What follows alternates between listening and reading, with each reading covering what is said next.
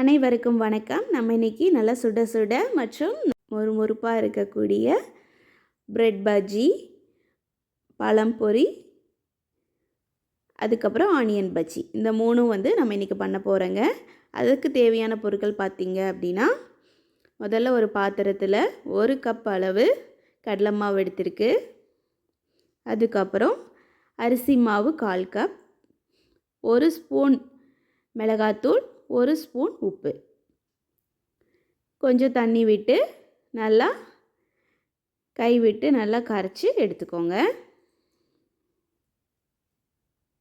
மாவு பெரட்டி எடுக்கிறதுக்கு ஏற்ற மாதிரி தண்ணி விட்டு கரைச்சி எடுத்துக்கோங்க. மாவை பாருங்கள், ஓரளவுக்கு கொஞ்சம் கெட்டியாக இருக்கணும். இப்போது 1 பிஞ்ச் அளவு சோடாப்பு போட்டு நல்லா மிக்ஸ் பண்ணி வச்சுருங்க. இப்போது பஜ்ஜி மாவுக்கு தேவையான மாவு ரெடி பண்ணியாச்சுங்க. அடுத்தது நம்ம இப்போது பிரெட் பஜ்ஜி எப்படி பண்ணுறது அப்படின்னு பார்க்கலாங்க. அதுக்கு நான் 3 ஸ்லைஸ் ப்ரெட்டு எடுத்திருக்கேன். அதை ஆஃபாக கட் பண்ணி எடுத்துக்கோங்க. பாருங்கள், இந்த மாதிரி ட்ரையாங்கிள் ஷேப்பில் கட் பண்ணி எடுத்து வச்சுக்கோங்க. இப்போ ஒரு கடாயில் எண்ணெய் ஒரு 1/2 லிட்டர் ஊற்றிக்கோங்க. ஊற்றி நல்லா சூடு பண்ணிக்கோங்க. இப்போது ரெடி பண்ணி வச்சுருக்கிற மாவு கூட ஒரு பிரெட் ஸ்லைஸாக எடுத்து நல்லா டிப் பண்ணி எல்லா இடத்துலையும் நல்லா மாவு கவர் ஆகிற மாதிரி எடுத்துக்கோங்க. எடுத்து ஒரு ஸ்லைஸாக உள்ளே ஆட் பண்ணிக்கலாங்க.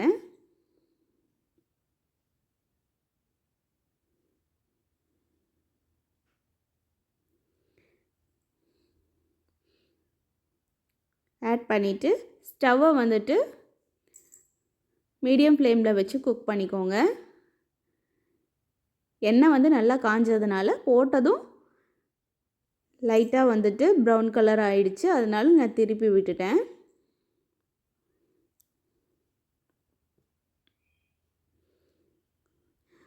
ஒரு தடவைக்கு 2 தடவை நல்லா திருப்பி விட்டு நல்லா ப்ரௌன் கலர் ஆன உடனேயும் ஒரு பீஸாக எடுத்து பிளேட்டில் வச்சு சர்வ் பண்ணிக்கலாங்க. இதே மாதிரி அடுத்த செட் ஆஃப் போட்டு எடுத்துக்கலாங்க.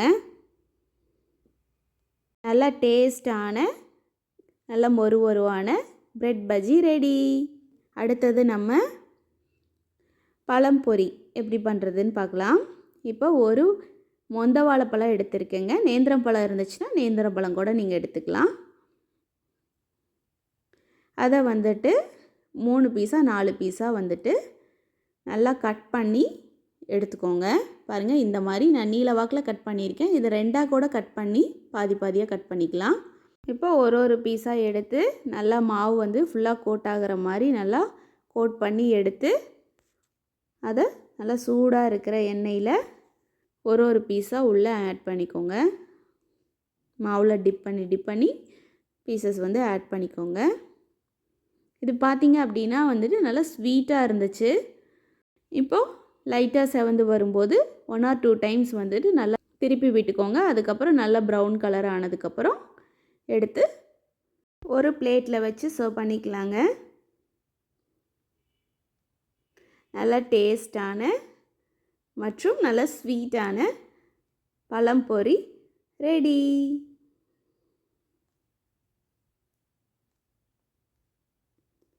இப்போ ஆனியன் பஜ்ஜிக்கு ஒரு பெரிய வெங்காயத்தை ரவுண்ட் பீஸாக கட் பண்ணி எடுத்துக்கோங்க. பாருங்கள், எனக்கு 5 பீஸ் வந்துச்சு. ஒரு பீஸ் வெங்காயமாக எடுத்து லைட்டாக டிப் பண்ணி எடுத்து எண்ணெயில் போட்டுக்கலாங்க. வெங்காயத்தை மாவில் டிப் பண்ணி எடுக்கும்போது லைட்டாக டிப் பண்ணி எடுங்க.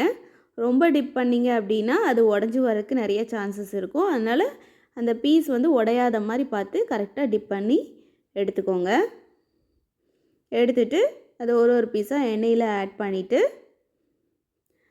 ஒரு தடவைக்கு 2 தடவை நல்லா திருப்பி விட்டு எடுத்து சர்வ் பண்ணலாங்க. நல்லா டேஸ்டான வெங்காய பஜ்ஜி ரெடி.